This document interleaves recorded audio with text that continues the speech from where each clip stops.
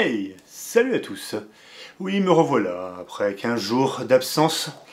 Mais bon, faut bien... Voilà, faut bien se laisser un petit peu vivre. Je suis revenu avec une vidéo un peu plus classique, je vais vous montrer un effet. Et un effet qui s'utilise, enfin qui existe en pédale, qui s'appelle une Univibe, ou une Rotovibe, je crois, quelque chose comme ça. Voilà, et que j'obtiens en paramétrant une pédale de contrôle via le FM3, mais vous pouvez obtenir le même effet avec n'importe quelle pédale de contrôle, du moment que l'effet en question, le potard en question, est contrôlable avec le pied. Enfin, vous allez comprendre. Cet effet, c'est donc un phaser, hein, donc tout ce qu'il y a de plus con, je mets le phaser, enfin le son naturel, il est là.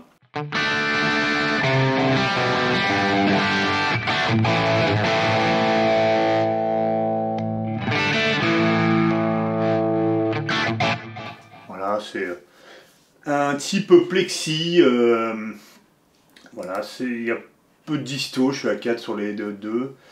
Le câble, on est sur deux pré-rollins, enfin non, un pré-rollin et un Marshall pour les overheads, pour donner un petit peu le côté de la pièce. Voilà pour ça. Il y a un delay classique qui est en stéréo, voilà, qui est voilà, qui est en tempo à la croche, une reverb studio.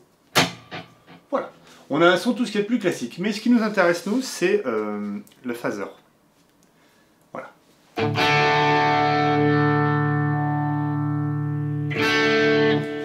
Phaser qui se met devant l'ampli. S'il vous plaît, mettez les phasers devant les amplis. Donc voilà. Donc le phaser, typiquement, ça sonne comme ça.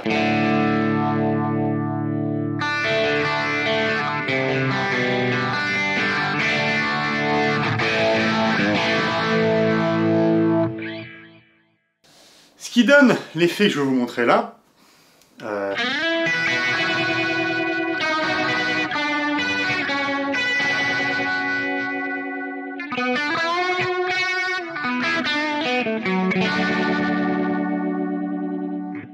Typique Rotovibe, c'est qu'en fait, vous avez vu à l'écran, là, ici, à cet endroit-là, donc c'est avec mon pied que je fais bouger le rate, la rate.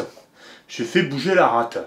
Donc voilà, alors comment je le paramètre sur le FM3, c'est le moment astuce, prends ton crayon et note.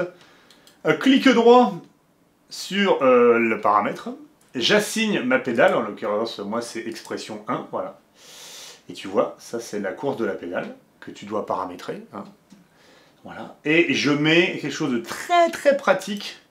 Je vais même mettre en slow position. Je mets un auto-engage, ce qui fait que quand il est en bas, j'avais bien mis en médium position. Voilà. Quand il est en bas, il est coupé. Et quand j'active, il se met. Voilà. Ça permet d'éviter d'avoir une banque d'effets qui active le... Voilà, c'est quand on n'a pas de bouton poussoir au bout de la pédale, eh ben, j'ai rien. Elle s'active dès que je veux. Donc on voit bien que là,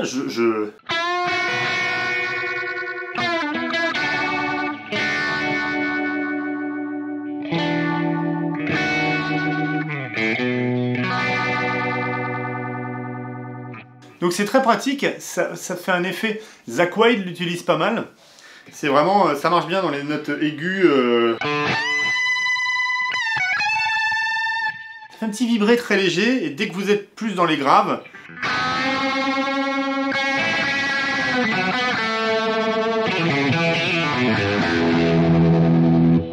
exagéré en montant le 10.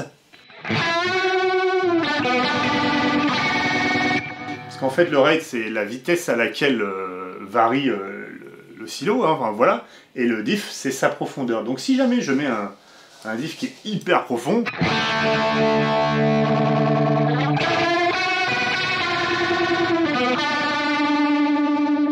c'est peut-être un peu trop, donc moi je l'ai laissé là, ici. Oh, je tape un bypass, voilà. Voilà, je l'ai laissé là, et...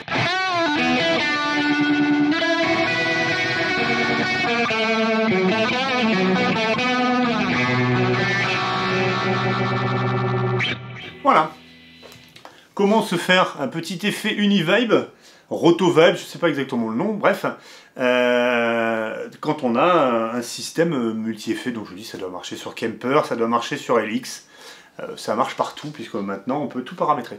Ça marche même avec une pédalier MIDI sur un plugin. Voilà, je vous ai fait une impro du coup pour que vous puissiez entendre ça in contexte. La suite on verra. La guitare, une guitare avance, ce sera peut-être la prochaine vidéo. On verra. À plus.